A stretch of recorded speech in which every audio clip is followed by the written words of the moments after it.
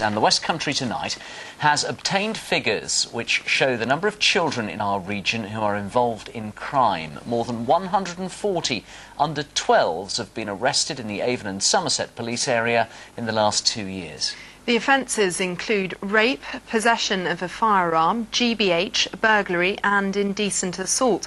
Claire Manning has this exclusive report.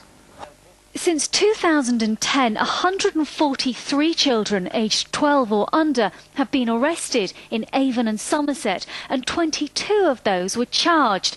Across Devon and Cornwall, the situation was worse.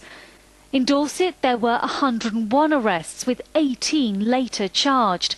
The picture in Gloucestershire, though, was slightly better, with Wiltshire's figures being among the highest in the southwest.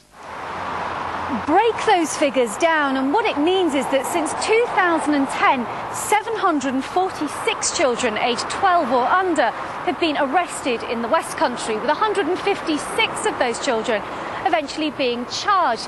And some of the crimes those children are either being arrested or charged with are in some cases quite shocking, ranging from rape, GBH, burglary or indecent assault. Next year, when new legislation is brought in, Restorative Justice, where the young person is expected to look more closely at why they committed a crime, will be key in how we deal with these offenders. If there is, I call it stuff going on in the background, drug abuse, sexual abuse, violent behaviour, that will be looked at, parents will be brought in, so the whole picture is looked at, just not the young person's offending behaviour, which maybe 12, 14 years ago it was, you've committed a criminal offence, you'll be charged. Now we're looking at the whole picture and trying to help the families. I know that they can change.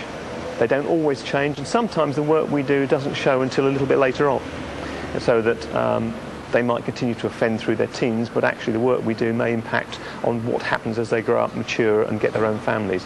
So I never lose hope. And when I'm talking about young offenders, we are talking about a very, very small number who cause us the most problems, and invariably is the same young people, and there are always factors why that happens, and normally that's around a family environment, so it could be around substance misuse, drugs, alcohol, poor education, maybe even siblings and parents being involved in the criminal justice system. And for many youngsters getting involved in crime, that is where the problem lies. They're often from dysfunctional families where there's been a cycle of problems going back many generations. Ending that report from Claire Manning.